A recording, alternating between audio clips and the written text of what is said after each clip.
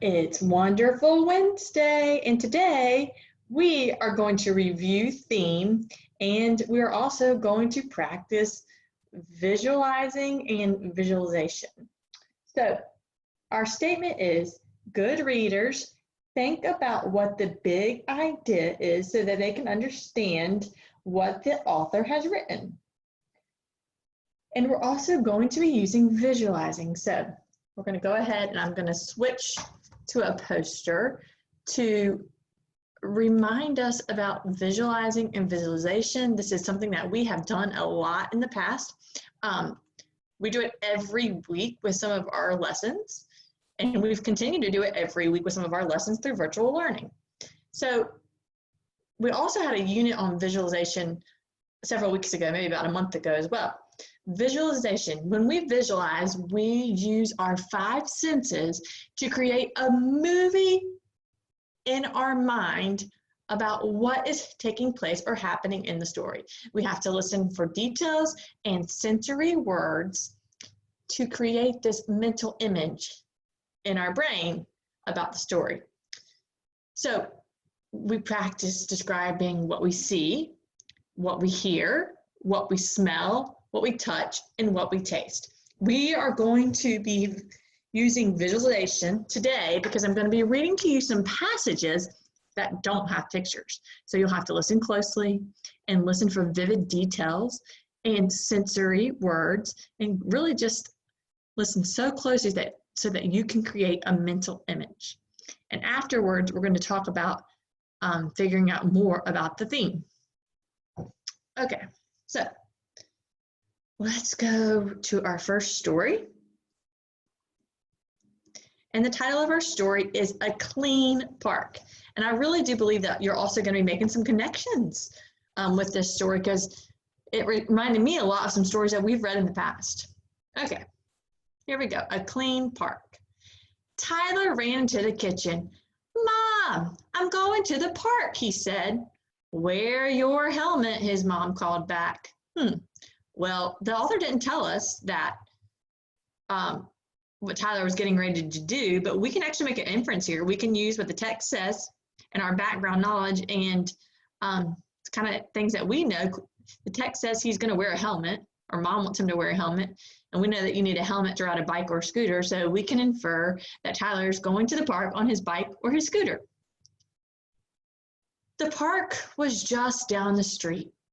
Tyler grabbed his bike and rode there. Okay, so we made it a good inference and actually a prediction that was right. It was pretty much his favorite place to go. I bet maybe the park might be your favorite place to go also. The park looked pretty clouded. Clouded. That's not what I meant to say. The park looked pretty crowded. Okay, I can visualize right now a really crowded looking park. There's kids everywhere hanging from the monkey bars, on the swings, going really fast down the slides, in the sandbox. Super crowded park, maybe even people having a picnic. Some kids were playing, but other kids held garbage bags. Okay, I can see a group of kids holding big black garbage bags. They were picking up trash. Tyler stopped his bike. One of the kids was Lauren, a girl from his school. Okay, so I can visualize Tyler riding on his bike and put on the brakes and stopping. And a girl named Lauren is waving at Tyler. I can visualize her waving.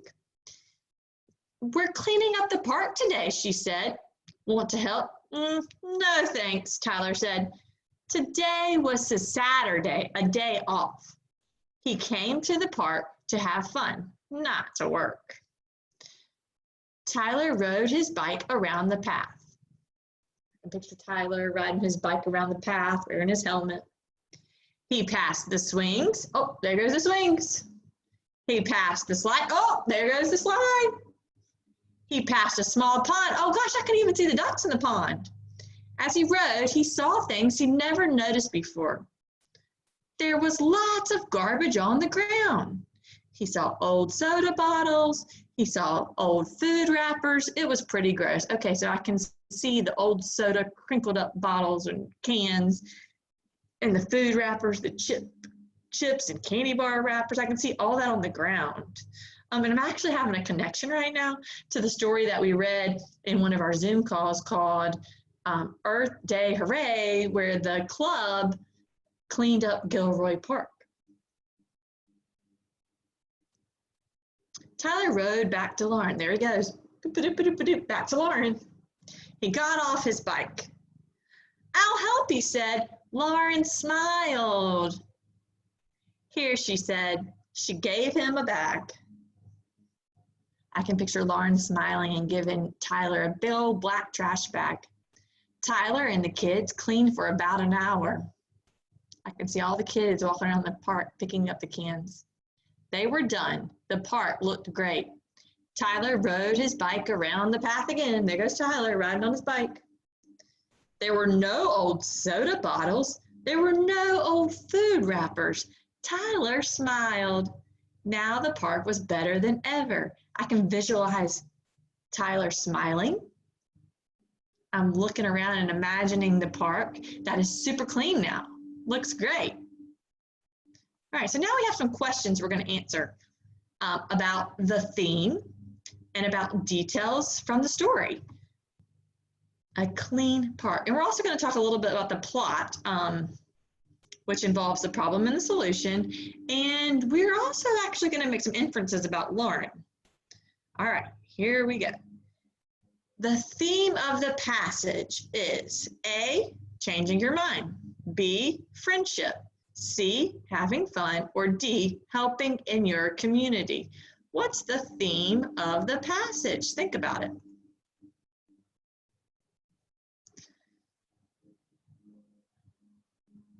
The theme of the passage is D, helping in your community. Okay, so I like this next question.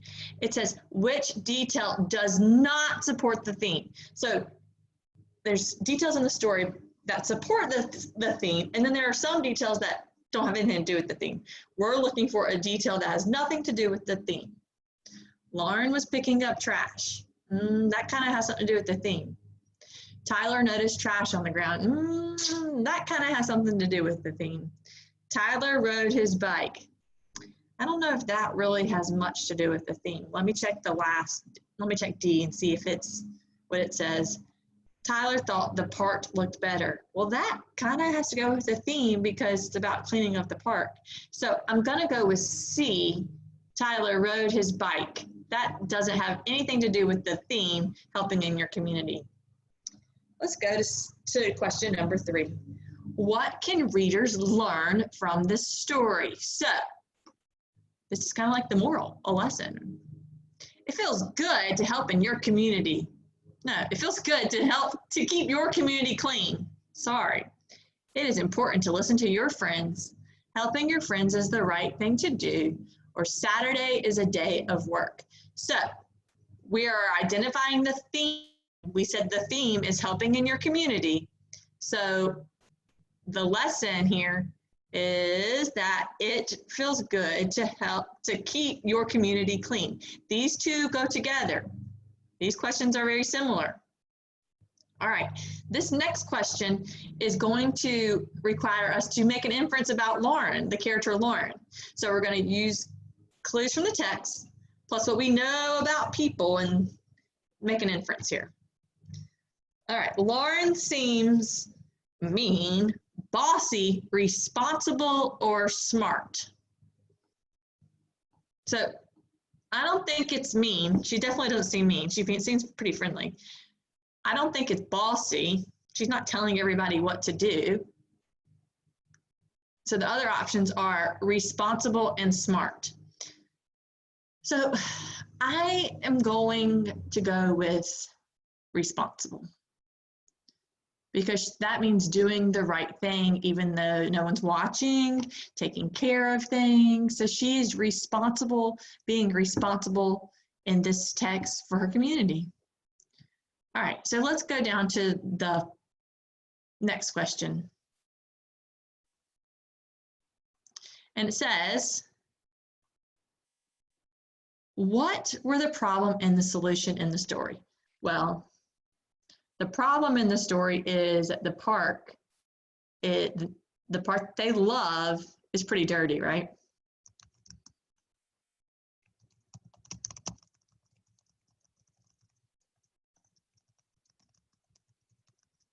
The solution in this story is the kids cleaned up all the garbage. All right, so now it's going to be kind of like your turn.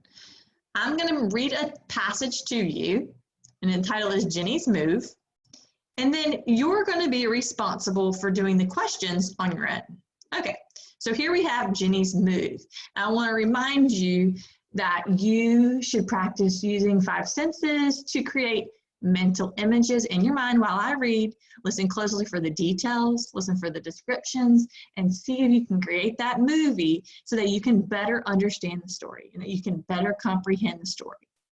All right, here we go. Start making your movies. Sarah was mad. Her best friend Jenny was moving. She knew she would never see her again. Oh gosh, I'm kind of feeling sad for Sarah. Jenny had promised to write, but she knew how that went. Last year, Mary had moved, and she wrote 3 letters, but she never heard back from her.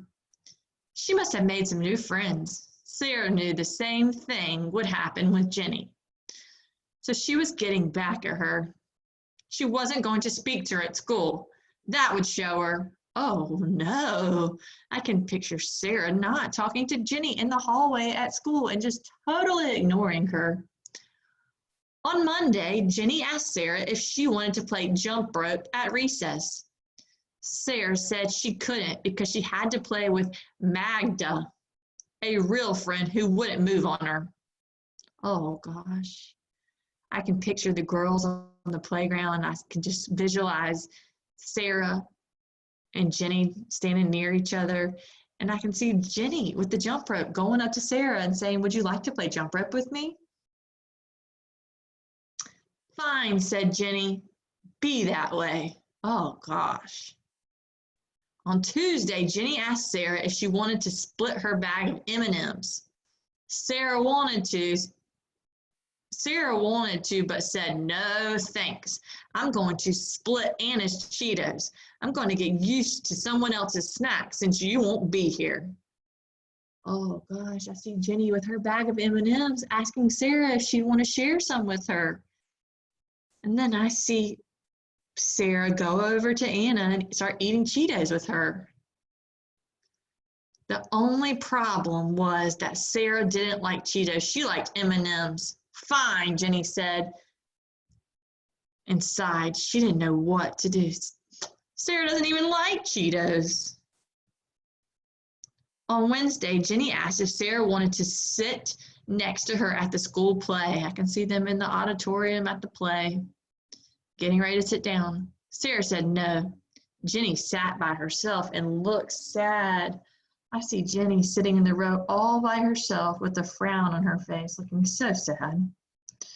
Thursday was Sarah's birthday. Her mom hadn't had time to get her the special outfit she wanted. Her dad had to leave early for a meeting. It seemed like no one cared it was her birthday. But when Sarah got to school, Jenny was sitting outside with a box wrapped in the prettiest silver paper with a big bow. Wow, I love that description. I can really visualize Sarah getting to school. Jenny is sitting outside of the school on the steps with a box that has the prettiest silver paper and a big bow on it. I can just see it right now. Jenny gave Sarah the present and Sarah opened it silently. You see Jenny giving her the present and Sarah just pulling off the paper quietly. Thinking about how mean she had been. It was a stationery set. Oh, stationery is like pencils, cards, papers. Shiny pen and a book of stamps. Wow. Wow, wonder what she wants Sarah to do with that. It was a stationery set, a shiny pen, and a book of stamps. And we're talking about stamps like postage stamps. I'm going to draw an inference right now. I know, well, the text says that it was a stationery set, a shiny pen, and a book of stamps. And I know those are all the things you need to write a friendly letter to somebody. Oh, we even learned that last week. Wow. I'm going to make an inference right now, and I infer that Jenny gave Sarah all the supplies she would need to write cards. They're going to write cards to one another. I can visualize the stationery set and the shiny pen and the book of stamps also, all right there in the box. Sarah realized that even though Jenny was moving, they would keep in touch and be friends forever. See, the author didn't tell us that they were going to plan on writing letters together, but we made a good inference. Okay, so now you're going to be responsible for the questions. So what I'm going to do is I'm going to read the questions, and then you can just get your paper out right now, and you can kind of jot down the answers. So there's going to be 5 questions. So on a blank sheet of paper, you can just number your paper, kind of like a spelling test, 1, 2, 3, 4, 5. And beside the number, you can put the answer. So for 1, you'll write A, B, C, or D. For 2, same thing. All right, here we go. So make sure you have your date at the top. Right now, 1, 2, 3, 4, 5 on your paper. Number 1, the passage is A, an interview, B, a letter, C, nonfiction, or D, fiction.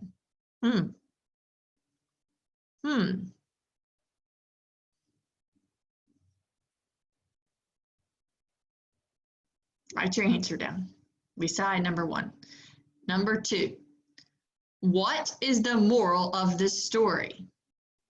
A, you should appreciate and trust your friends. B, only make friends with people who will not move away. C, always play with more than one person at a time. Or D, be sure to write to your friends often. What is the moral of the story? Say the lesson.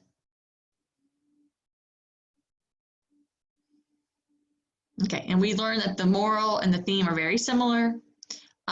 So the next question will ask us about the theme. The theme of the story is moving to a new school, friendship, forgiveness, D, writing letters. So A, moving to a new school, B, friendship, C, forgiveness, or D, writing letters. I want you to think back to our chart that we used the other day and the common themes. Look at that really quick, the common themes. Go ahead and read through those really quick. All right, let me read them for you. Friendship, good versus evil, teamwork, believe in yourself, honesty, loss. Don't be afraid to try new things. Hard work pays off. Make the best of a bad situation. Be happy with what you have. So what do you think? Let's go back to our questions. The theme of the story is A, moving to a new school, B, friendship, C, forgiveness, or D, writing letters. Okay, number 4, what detail of the story helped in identifying the theme? Sarah realized that even though Jenny was, Sarah stopped playing with Jenny. C, Sarah thought that Jenny would forget Sarah when she moved. Or D, all of the above. So you could say A, no, let me read the question again. What detail of the story helped in identifying the theme? A, Sarah realized that even though Jenny was moving, they would stay friends. B, Sarah stopped playing with Jenny. C, Sarah thought that Jenny would forget Sarah when she moved. Or D, all of the above. Okay, this is the number 5, you're going to be doing some writing. So it says, what type of friend is Jenny? Explain. I want you to make an inference about Jenny's character. What type of friend is Jenny and why? Use the information from the story, plus what you know about people and friendships, and make an inference about Jenny. What type of friend is Jenny? And please tell me why. Okay.